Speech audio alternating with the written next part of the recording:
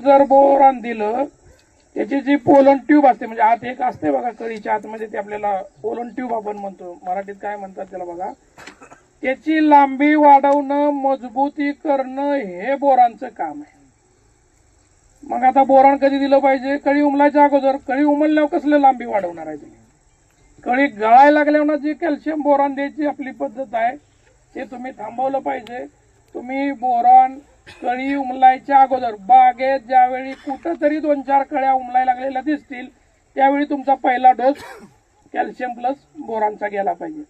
In general डाळिंबामध्ये 3 भार तर चांगले निघतात आणि ते दर 10-15 दिवसांनी निघतो. म्हणजे समजा 30व्या दिवशी आपल्याला कळी दिसते पहिल्या भाराची, 20-30 दिवसानंतर, परत त्याच्यानंतर 10-15 आणि 10-15 असं 60 दिवसापर्यंत चालतो.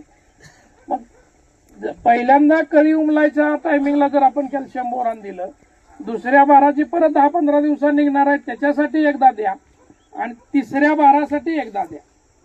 असे डाळिंबात 3 भार निघतात कळीचे. 3ही वेळा जर तुम्ही कॅल्शियम बोरान त्या स्टेजला दिलं, पुढे जाऊन बाग जाईपर्यंत कॅल्शियम बोरानची डाळिंबात गरज नाही.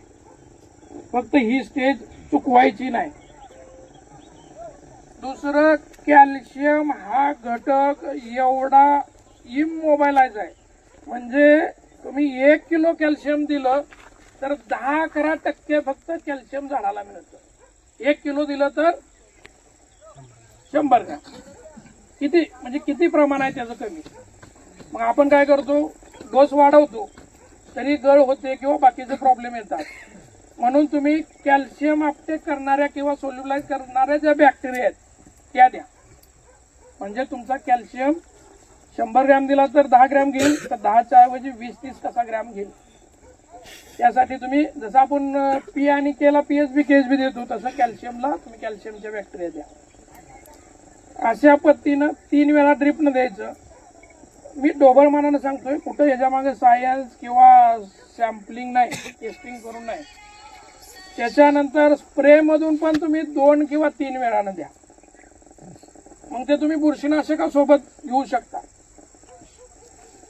जेवढी बुरशीनाशकं तुम्ही वापरताय तेवढी त्यातली मॅक्झिमम 80% बुरशीनाशक ही अन्नद्रव्यापासून बनवलेली आहेत.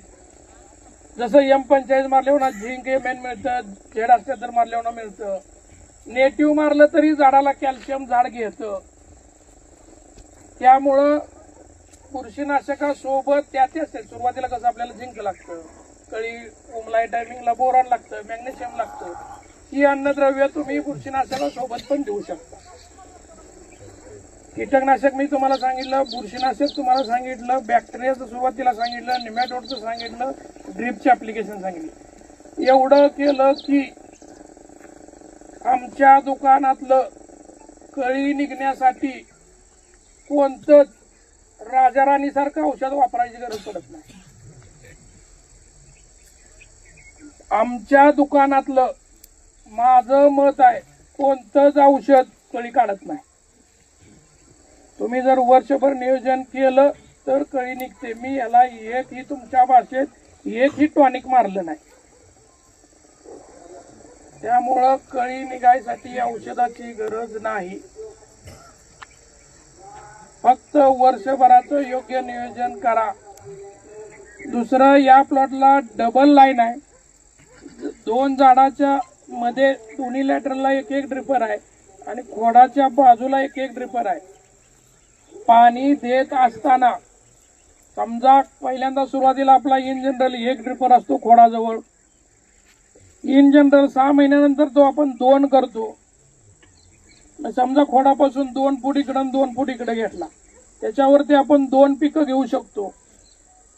त्याच्यानंतर तुम्ही 2 फुटावरचा जो आपला ड्रिपर आहे तो 3 फुटावर घेतला पाहिजे.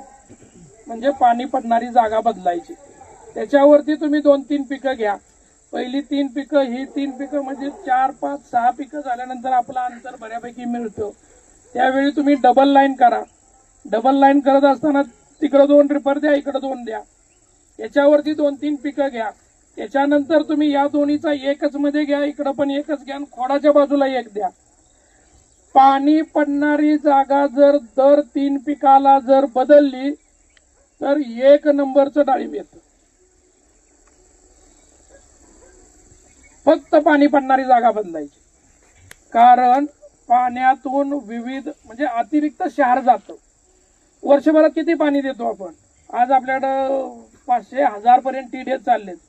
700-800-1000 TDSचा 1 तास 5 HP ची एक तास पंप चालवला, मोटर चालवली तर 1 एकरात 2 पोती मिठाची जाते असं समजा.